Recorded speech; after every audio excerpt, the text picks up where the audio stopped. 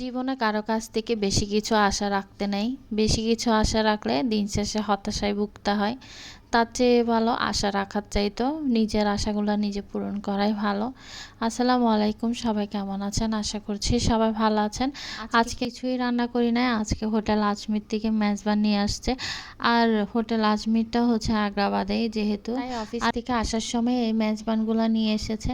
আর আমার রান্নাও করতে হয়নি, অল্প পরিমাণে রান্না বান্না করা ছিল, যার কারণে আমি কিছুই রান্না করি নাই।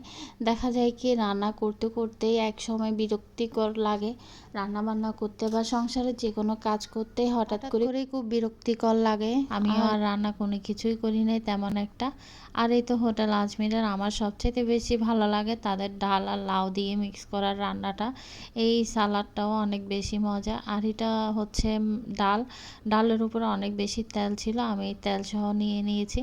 বাকি গরুর মাংসের তেলটা ফেলে দেওয়া হয়েছে। গরুর মাংসের তেলটা তেমন একটা খাওয়া যায় না, ডালেরটা খাওয়া গেল। আর ডালগুলো খেতে খুব বেশি মজা ছিল। আর মাঝে মধ্যে এমন কয়েকটা দিন যায় যখন একদম কোনো কিছুই করতে ইচ্ছা করে না, না রান্না করতে ইচ্ছা করে, না ঘরের কোনো কাজ করতে ইচ্ছা করে।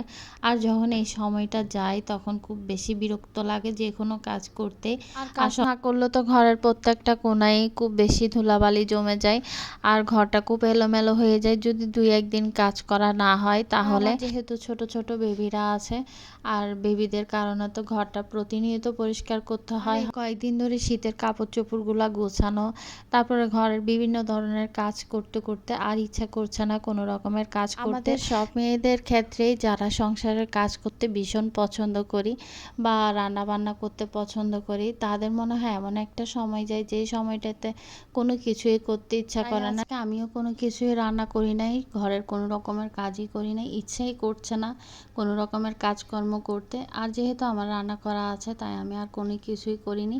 আর এদিকে এই তো মাংসগুলো আমি সব কিছুই নিয়ে নিচ্ছি ভালোভাবে, একটা বাটিতে নিয়ে নিচ্ছি। আর এদিকে সালাডটা খেতে অনেক বেশি মজার ছিল। সালাডটা হালকা টক টক, যার কারণে খেতে খুব ভালো লাগে। তেঁতুলও ইউজ করা হয় এখানে, বিভিন্ন রকমের জিনিস যখন দেয় তখন খেতে খুব বেশি মজা হয়। আর এদিকে তো গরুর মাংস, ডাল আমার খুব বেশি ভালো লাগে। ডালটা অনেক মজা ছিল। আর আমার মেয়েও তার বাবার সাথে লাঞ্চ করতে বসে গিয়েছে। মাশাআল্লাহ, আমার ছোট মেয়েটা। মাঝে মধ্যে চিন্তা করি জীবনটা খুব ছোট, আর এই ছোট্ট জীবনে কত রকমের আশা করে আমরা বসে থাকি। কারো কাছ থেকে কিছু পাওয়া চাইতো নিজের আশাটা বা নিজের ইচ্ছাটা নিজে পূরণ করাই ভালো। কাছ থেকে কিছু চাওয়া পাওয়া নিয়েই আমরা সারাটা জীবন পার করে দেই। ও আমাকে এটা দিল না, ও আমাকে সেটা দিল না। কাছ থেকে যত বেশি আশা কম রাখা যায় জীবনটা ততই বেশি সুন্দর হয়। সবাই ভালো থাকবেন। আল্লাহ হাফেজ।